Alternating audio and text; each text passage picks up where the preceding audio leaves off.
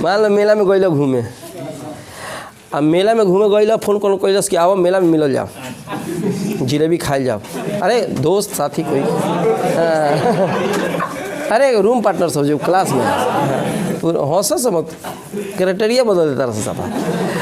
तो मान लीजिए कि आप घूमने के लिए गए, चलो पता चला कहाँ बड़ी रे ना, तो पता चलता कि अब मंदिर भीरी आब ना, फुआ पुआ भेजले बिया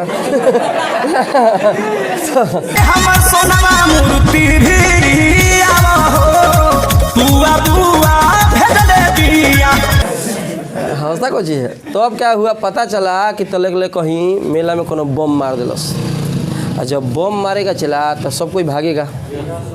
ध्यान से सुनिएगा, ये पढ़ावत नहीं हम ना, ही मत मुझे कहानी बताओ नहीं, सब जानते बड़ा कटास सब रखल में सब तो ये अब भागेगा तो सब आपस में टकराएगा नहीं टकराएगा, सब आदमी आपस में ऐसे टकराएगा, कहेगा बाप रे सर चोट लग रहा है, सर चोट। लेकिन चोट लगेगा तो चला ऐसा ना है कि रगड़ाते दौड़ी, ऐसा नहीं कि रगड़ाई फेविक्विक के जोड़ है छोड़ेगा नहीं, चोट धोल लसरते लेके निकल गई, सड़ के सिंह में कोनो आदमी के बेल्ट फसल बाकी घींचते निकल जाई।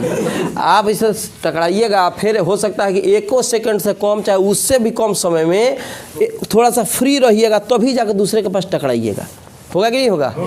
तो जितना देर फ्री में तुम घूम रहा है उसको कहेंगे हम लोग मुक्त पथ है। कैसा पथ है? मुक्त पथ है।